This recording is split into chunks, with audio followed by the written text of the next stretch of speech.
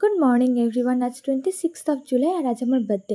So happy birthday to me. সকাল সকাল স্নান সেরে আমি রেডি হয়ে নিয়েছি পুজো দিতে যাবো বলে। আর পুজো দিতে গিয়ে মনটা একদম ভালো হয়ে গেছিলো জানো তো। আর কাল থেকে তোমরা অনেকেই আমাকে মেসেজ করেছো, উইশ করেছো, so thank you so much everyone. আর আমাদের ফিরতে ফিরতে যেহেতু অনেকটাই বেলা হয়ে গেছিলো, তাই এখানে দিদা, মা, বাড়ির সবাই একে একে আমাকে আশীর্বাদ করে নিচ্ছিল। দেন আমি দুপুরের লাঞ্চটা সেরে নিয়েছিলাম।